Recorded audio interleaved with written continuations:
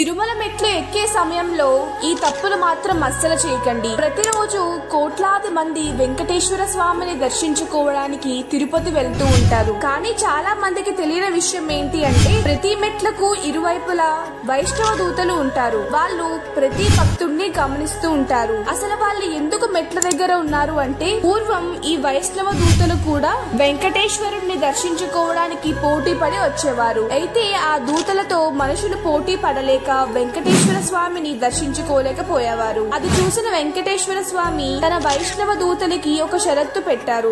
ఎవరైతే నా నామాన్ని నిష్కలంషంగా మనస్ఫూర్తిగా స్మరించడం మీరు వింటారో ఆ వైష్ణవ దూత మాత్రమే నన్ను దర్శించుకోవచ్చు అని షరత్తు విధించారు. దీనికి కారణంగా వైష్ణవ దూతలు మెట్లకు ఇరువైపులా నిలబడి మనస్ఫూర్తిగా స్వామిని స్మరించే భక్తుడి కోసం ఎదురు చూస్తూ ఉంటారు. ఏ భక్తుడైతే స్వామి నామాన్ని స్మరిస్తూ మనస్ఫూర్తిగా కొండ ఎక్కుతారో అతని చుట్టూ వందలాది వైష్ణవ దూతలు వచ్చి ఆ భక్తుణ్ణి జాగ్రత్తగా కాపాడుతూ స్వామివారి దర్శనం అయ్యే వరకు తనతోనే ఉండి ఏ ఆపద రాకుండా చూసుకొని ఆ కొండ దిగిన తర్వాత కూడా నీకు అంతా మంచి జరుగుతుంది అని దీవిస్తారు. అందరూ చెప్పండి గోవిందా గోవిందా.